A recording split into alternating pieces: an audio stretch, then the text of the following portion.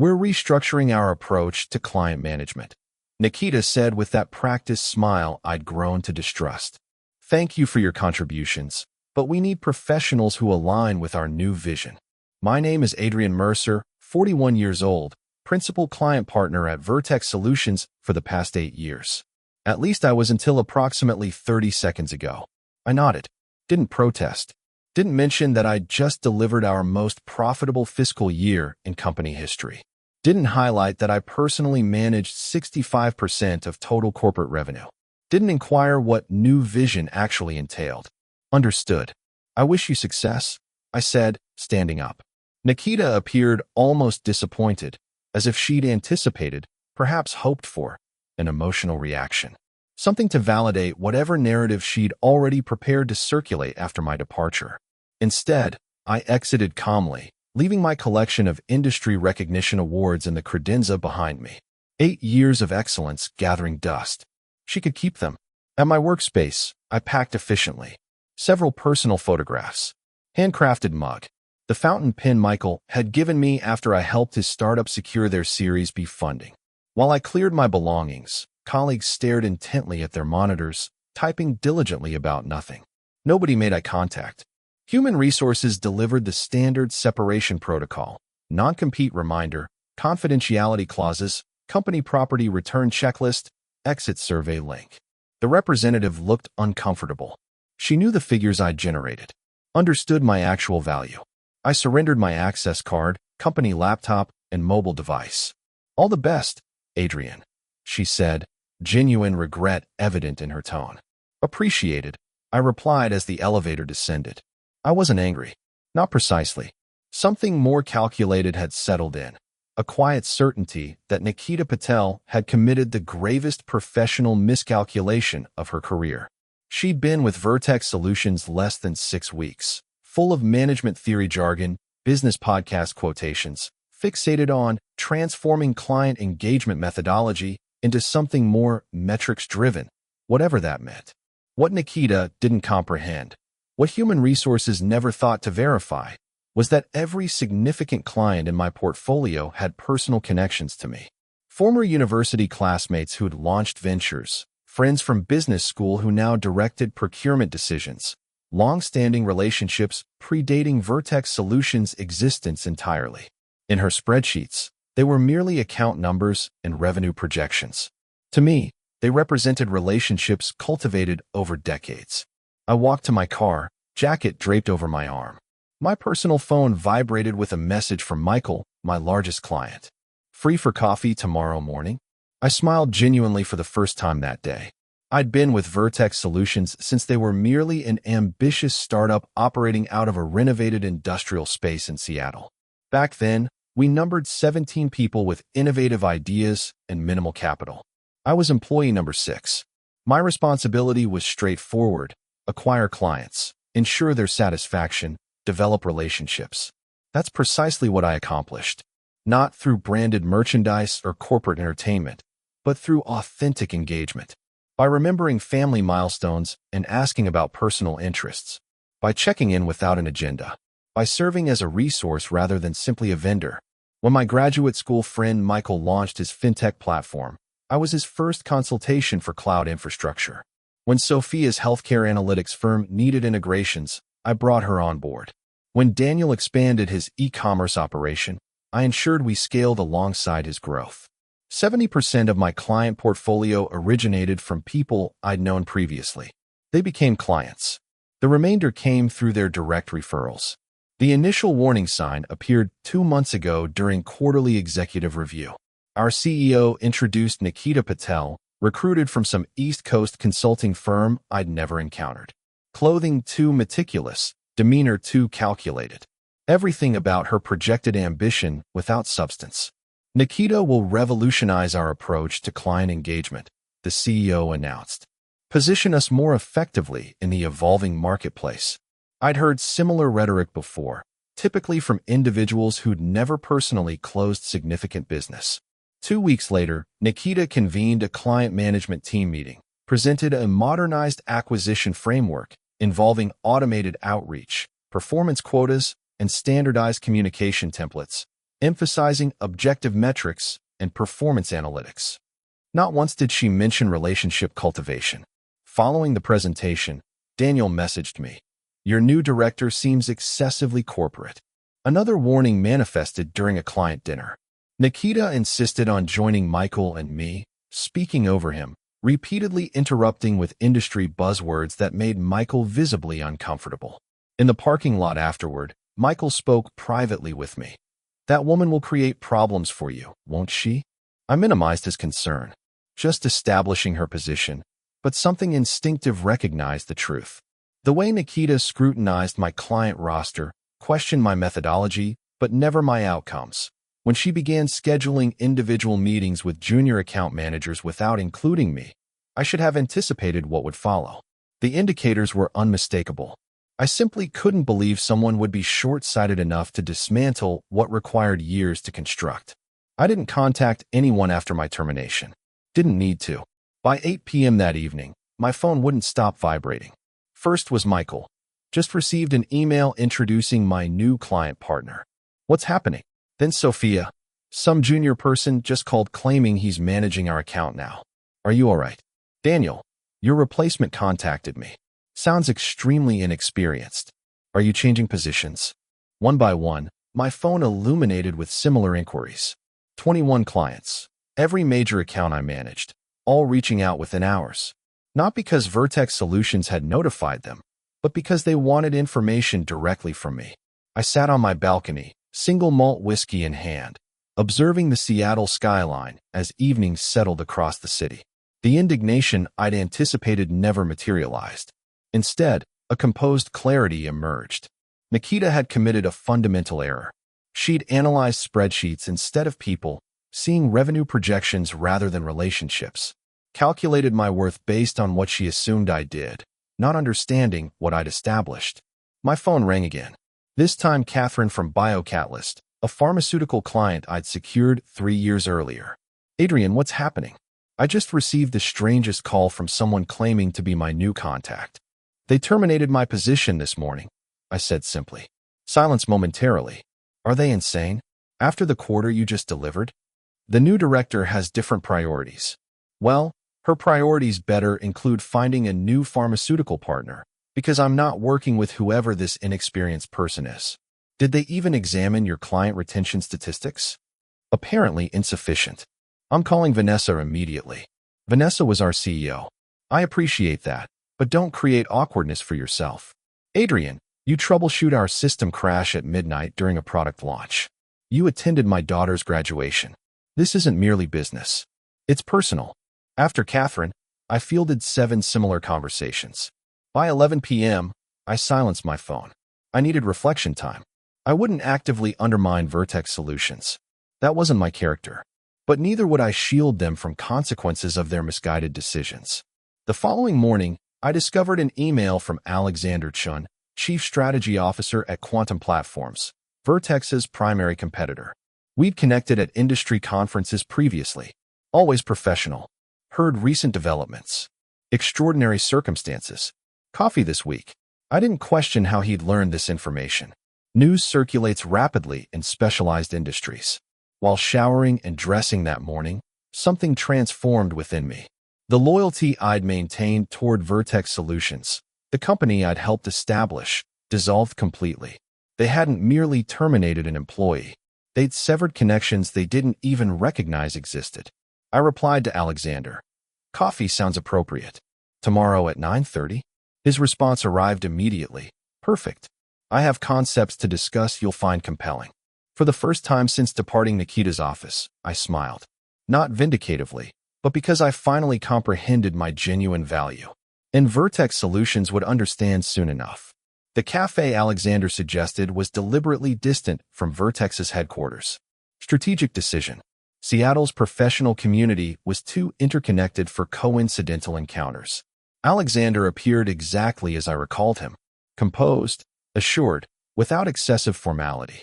No power attire. Simply practical business casual and genuine manner. "They've demonstrated profound incompetence," he said after initial greetings. "Everyone in our sector is discussing it. Everyone. When the principal revenue generator at a competitor suddenly becomes available, people notice.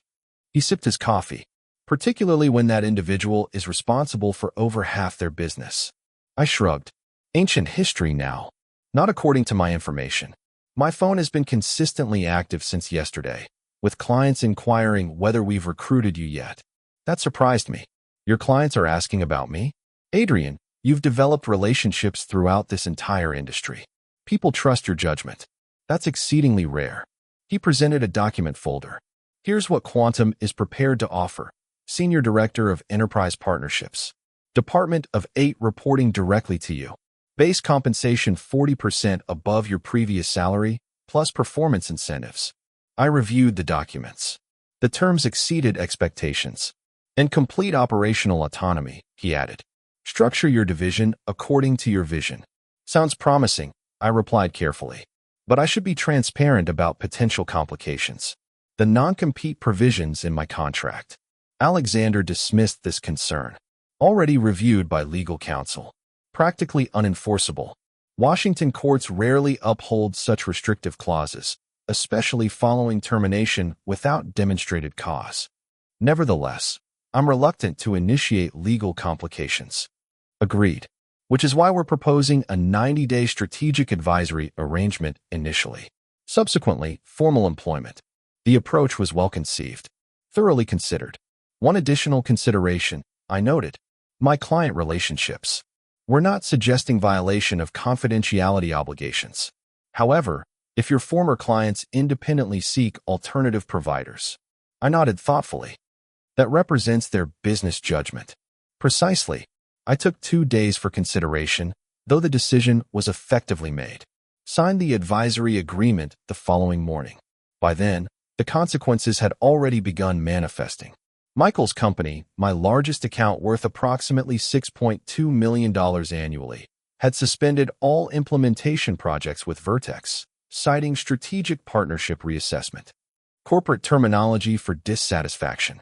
Sophia's healthcare analytics firm had requested comprehensive documentation of all protocols in preparation for potential vendor transition. For additional clients had declined meetings with their newly assigned representatives. I hadn't orchestrated any of these actions. Hadn't needed to. These were my professional connections responding naturally to disrupted trust. That afternoon, my phone displayed an unrecognized number. I nearly declined. Adrian Mercer speaking. Adrian. Vanessa Lowell, Vertex CEO. My stomach tightened. Vanessa, how may I assist you? I'm calling to understand what's occurring with our client portfolio. Now she wanted a conversation. I'm uncertain what you're referencing. I replied, maintaining a neutral tone. I've been separated for less than a week. Several key accounts are suddenly threatening termination. Michael from Finance Stream says he'll only communicate with you. The relationships I cultivated were personal.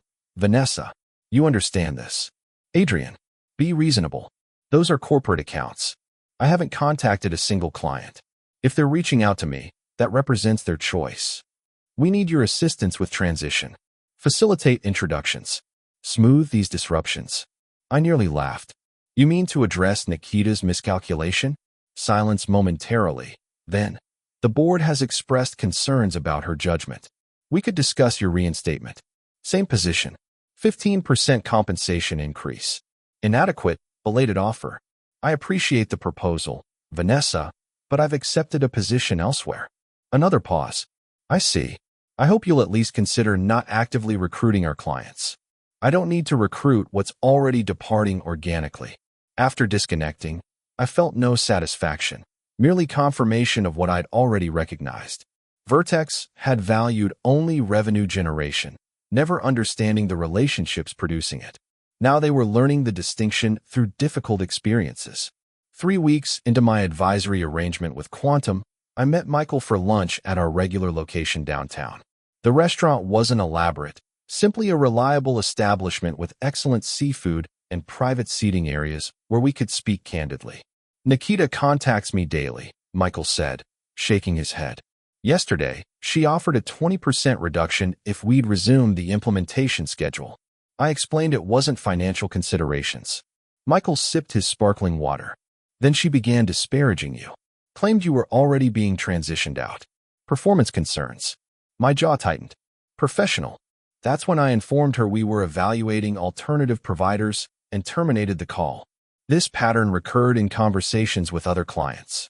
Nikita was scrambling, making desperate concessions while simultaneously attempting to undermine my reputation. Classic damage control from someone recognizing a catastrophic error. But something else was developing. Something unanticipated. Sophia called that evening. You won't believe this. I requested complete data export as a precautionary measure. They're obstructing, claiming our agreement doesn't guarantee data portability. That's incorrect, I responded. Section 14C specifically addresses data ownership and transfer rights. I know. I have the contract here. But their legal department is suddenly reinterpreting the language. The following day, Daniel reported similar obstacles. Then Catherine. One by one, my former clients discovered Vertex was creating impediments to their departure. I immediately contacted Alexander. They're deliberately establishing exit barriers, I explained. Technical complications, contract reinterpretations, sudden system maintenance affecting only clients who'd indicated potential transitions. Alexander wasn't surprised. Nikita's defending her career now. The board is questioning her regarding revenue forecasts. This exceeds standard retention practices. They're essentially restricting client data access. Alexander's tone hardened. Secure documentation. Every instance, every affected client. Our legal department will address this aggressively. Over the subsequent week, I gathered evidence, screenshots of suddenly unavailable export functions, emails denying access to contractually guaranteed services, recorded calls where Vertex representatives made thinly veiled suggestions about data integrity risks if clients terminated prematurely. The crucial revelation came from Daniel, who forwarded an email he'd received erroneously. It had been intended for Nikita. Attached is the client retention strategy you requested. The message read, "We've identified technical dependencies we can leverage to delay transitions for the Mercer accounts. Legal believes we can extend these measures for 3 to 4 months minimum before facing meaningful consequences."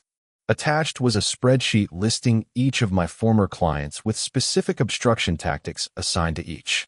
It wasn't isolated to Nikita. It represented systematic, coordinated, deliberately obstructive policy. I forwarded everything to Quantum's legal department. Their response was immediate and decisive. This constituted potential tortious interference in violation of data protection regulations. That night, I sat on my balcony again, observing the Seattle skyline. The city appeared different now. 8 years at Vertex, believing I was contributing to something worthwhile. All that time I thought I was building something meaningful. Not just client relationships, but an organization with integrity. Now I understand the reality. When confronted with consequences of their error, Vertex leadership had chosen obstruction over accountability. This transcended personal concerns. It involved 21 businesses, many operated by friends, being deliberately impeded to conceal someone else's failure. My phone displayed a message from Alexander. Legal team has necessary evidence. Board approved a comprehensive response. Prepared to proceed. I replied with one word, yes. The clarity I'd experienced previously crystallized into something more definitive. Resolution. Determination. This wasn't about retaliation. It concerned principle. Quantum's attorneys moved efficiently. Within 48 hours, they drafted cease and desist notifications addressing Vertex's obstructive practices with specific references to contract violations, data protection laws, and unfair business practices. But they didn't deliver them immediately. That was my recommendation. We could initiate these tomorrow, Alexander said during our strategy session. Terminate their obstruction immediately. I shook my head. Not yet. I have a more effective approach. My strategy was straightforward but impactful. Help my former clients help themselves. First, I created a detailed guide documenting every known tactic Vertex was employing to hinder transitions, with specific contractual clauses protecting client rights. Nothing violated my non-disclosure obligations. It simply represented an educational resource explaining standard industry agreements.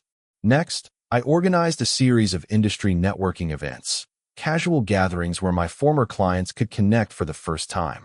No formal agenda, just technology executives sharing experiences. I attended only the initial event, making introductions before excusing myself. Apologies, potential conflict of interest. But you might discover you share common business challenges worth discussing. By the third such gathering, they'd established their own informal coalition and began comparing experiences, pooling knowledge, recognizing they weren't isolated in their challenges with Vertex. Meanwhile, I was developing something innovative at Quantum, not merely recruiting individual team members, but designing an entire enterprise relationship division focused on sustained partnerships rather than transactions. Alexander provided complete authority to implement my approach. The results speak for themselves, he said after reviewing my progress. The executive committee is extremely impressed. 6 weeks into our strategy, pressure on Vertex intensified. Clients collectively demand adherence to their contract terms, armed with specific understanding of their rights and Vertex's obligations. When multiple major accounts simultaneously threaten legal action regarding identical issues, Vertex couldn't dismiss it as coincidence. Someone was coordinating the response. Vanessa called again. This time her tone was different. Desperate. What do you want, Adrian? What will resolve this situation? I'm not doing anything, Vanessa. Your clients are simply exercising their contractual rights. We both recognize you're orchestrating this. The board is considering legal action against you for client interference. You terminated my employment, Vanessa. I reminded her calmly. Any communication I've had with my professional network since then is personal, not corporate. Professional network, she repeated flatly. Yes, professional contacts. That's what you and Nikita never comprehended. These weren't merely accounts to me. The line went silent momentarily. Nikita has been removed from her position. I apologize for that circumstance. I regret hearing that, I said, meaning it sincerely. Losing employment unexpectedly was something I understood intimately. We're prepared to make appropriate adjustments. Full data portability for any client requesting it. No early termination penalties. Clean transitions. It represented what my former clients deserved. That sounds reasonable. And we want to discuss your return. Executive Vice President position. Direct board participation. Unexpected proposal. I considered it briefly. I appreciate the offer, Vanessa, but I've found where I belong.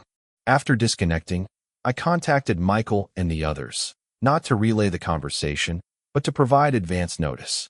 You might discover Vertex more accommodating moving forward. Within days, Vertex announced an enhanced client transition initiative, offering exactly what Vanessa had described. They presented it as a proactive customer experience improvement. Everyone recognized the actual motivation. My new department at Quantum was taking form. 4 of my former team members from Vertex had already joined. More were interviewed. Alexander visited my office late one evening as I was finalizing our department's strategic framework. I heard Vertex lost 11 major accounts this week, he said, leaning against the doorframe. I continued typing. Market conditions constantly evolve. And is it merely coincidence that 8 of them contracted with us today? I finally looked up and smiled. Must be our enhanced client transition initiative. He laughed.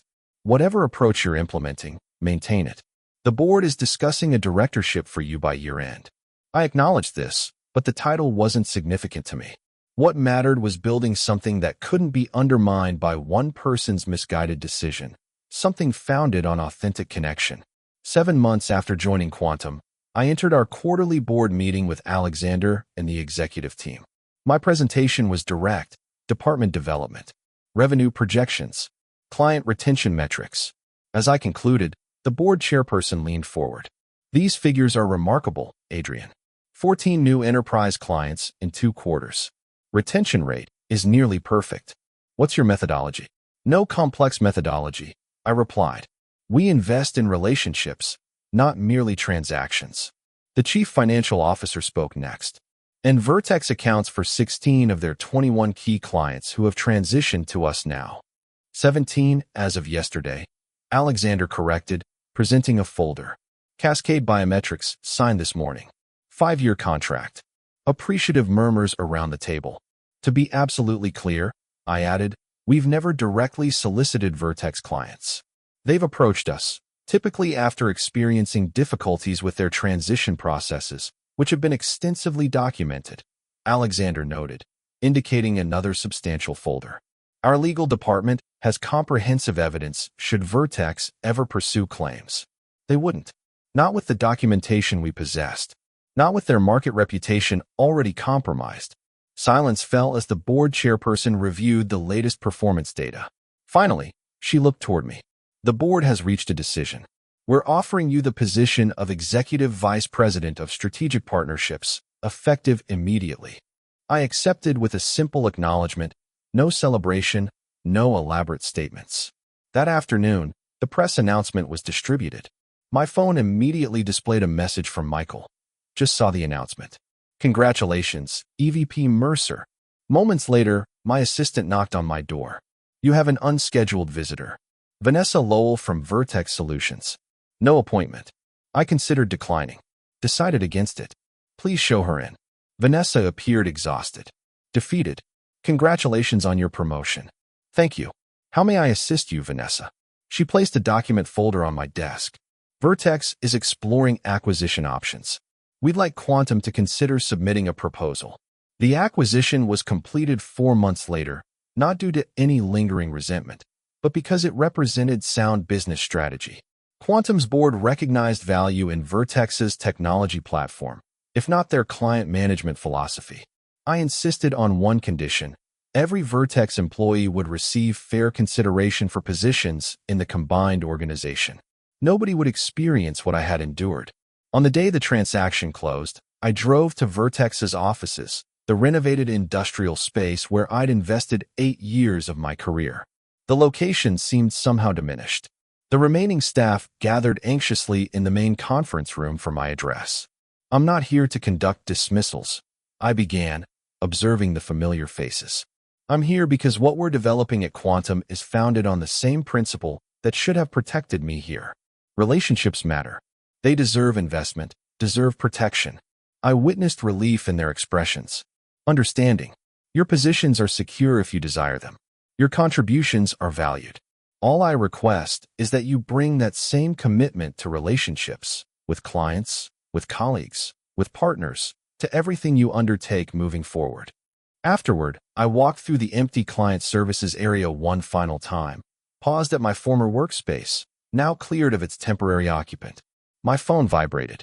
A message from Daniel. Heard the announcement. Poetic justice, my friend. I smiled, looking across the Seattle skyline from the window near what once was my desk. The view remained identical to my recollection, but I was transformed. Stronger. More certain about what truly mattered. I responded, not about justice. About building something better. Then I departed, not bothering to glance at the vacant space where my achievement awards had previously hung. I no longer needed them. The genuine value had never resided on that wall. It existed in the connections I'd developed, the relationships I'd cultivated, the ones that endured when everything else collapsed.